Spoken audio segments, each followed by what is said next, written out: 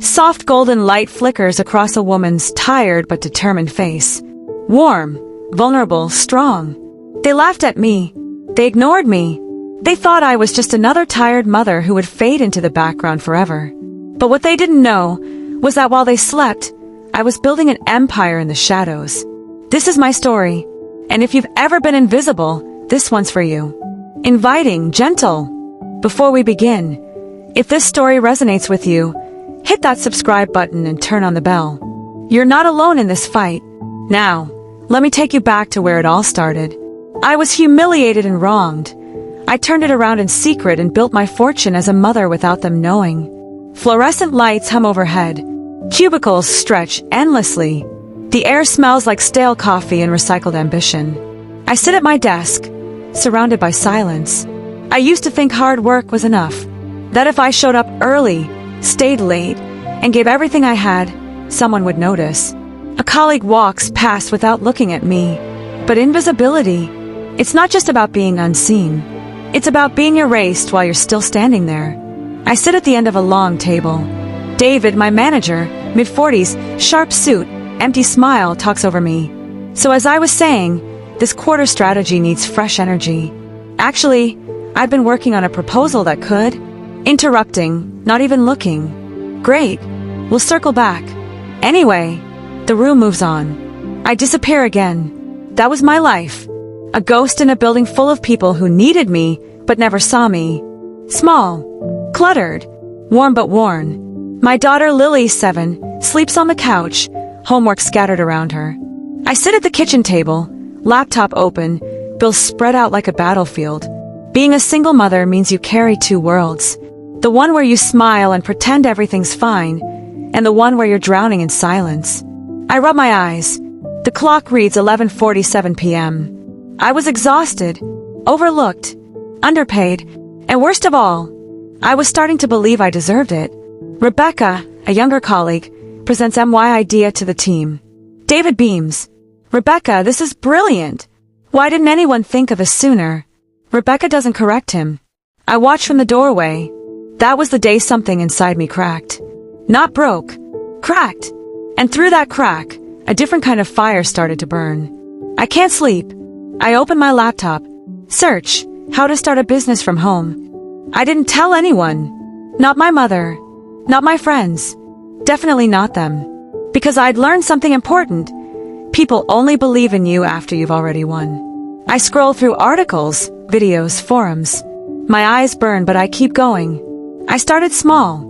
A freelance consulting side project. Nothing glamorous. Just me, my skills, and the hours after everyone else went to sleep. I smile politely as David dismisses my input again. By day, I was still invisible. But by night, I was becoming something else. My first client payment comes through, $500. I stare at the screen. My hands tremble. It wasn't much, but it was mine. Built by my hands, earned by my mind, and no one could take it from me. I pour coffee. Rebecca and Jason, smug, mid-30s, stand nearby laughing. Did you see her presentation yesterday? I swear she looked half dead. She's probably up all night with her kid. Single mom life, you know? They laugh. I freeze, cup in hand. Honestly, I don't know why David keeps her around. She's basically furniture at this point. I could have said something, defended myself, but I'd learned that silence is sometimes the sharpest weapon. I walk out. They don't notice. Let them laugh. Let them think I was weak. Because while they gossiped in break rooms, I was building something they couldn't even imagine. I type furiously on my laptop, moonlight streaming through the window. Lily sleeps peacefully nearby. I take client calls at midnight, whispering so I don't wake her. Coffee cups pile up. My business grows. $1,000, $3,000, $7,000 per month. I became two people. The woman they ignore during the day, and the entrepreneur they would never see coming at night. I sit quietly at my desk. David walks past without acknowledging me. And you know what? I let them ignore me, because their blindness was my advantage. I close another deal. $12,000 contract. Month by month, my secret grew. And so did my confidence. Warmer, inviting. If you've ever built something in secret while others underestimated you, comment, silent strength below. I want to know I'm not alone in this. Let's keep going. David storms over to my desk. I need the Henderson report by end of day. I know it's last minute, but calmly, I'm already working on 3 other projects you assigned this morning. Then work faster. That's what you're paid for. He walks away. I stare at my screen. Something inside me shifted that day. I wasn't angry anymore. I was free. Because I knew something he didn't. I checked my business account. $24,000 monthly revenue. I was already making more in my secret business than my salary at that soul-crushing job. I just hadn't told them yet. Lily eats breakfast. I sit across from her, coffee in hand, thinking, Mommy, why do you always look so tired? Smiling softly, because I'm building something beautiful, baby. For us. What are you building? A life where no one can make us feel small ever again. That morning, I made my decision. It was time. I walk into David's office.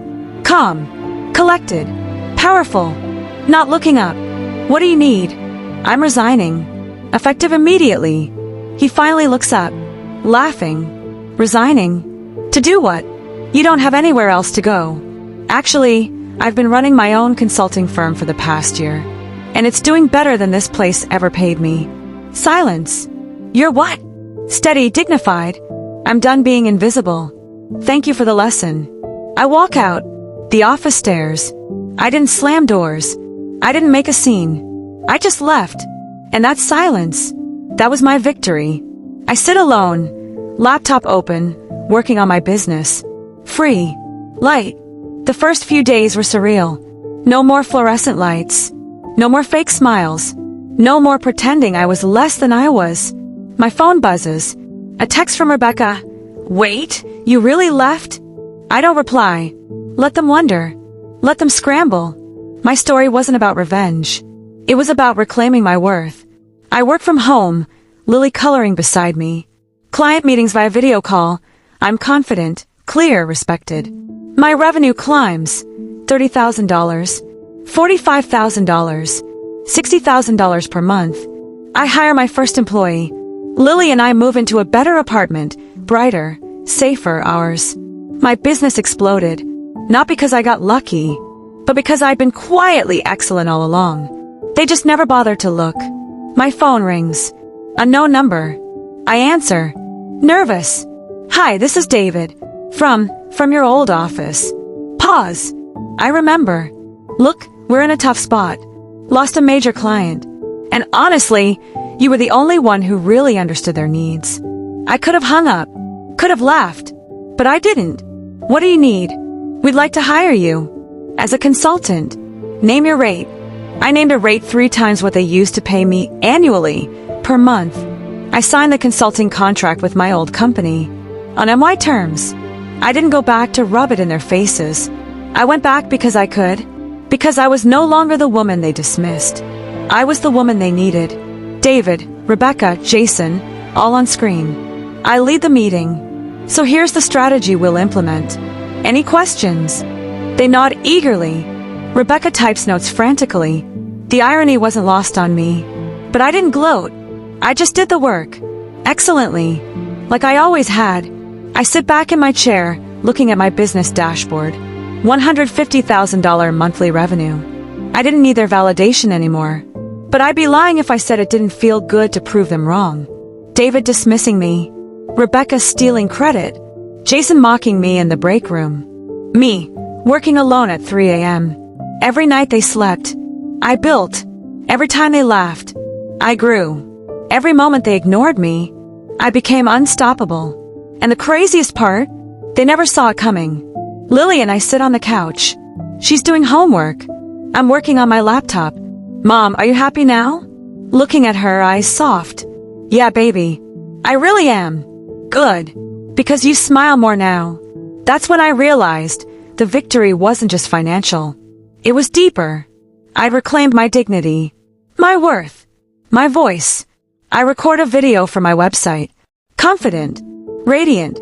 If you've ever felt invisible, overlooked, or underestimated, I want you to know something. Your silence isn't weakness. It's strategy. And when you finally rise, no one will see it coming. I I shared my story publicly, not for revenge, but for every woman who needed to hear it. The comments flood in. This is exactly what I needed. You're my hero. I'm starting tonight. And that's when I knew my story wasn't just mine anymore. It belonged to everyone who'd ever been told they weren't enough. Sunlight pours through the windows. Lily laughs in the kitchen. I sip coffee, peaceful. They laughed at me. They ignored me. They thought I would disappear.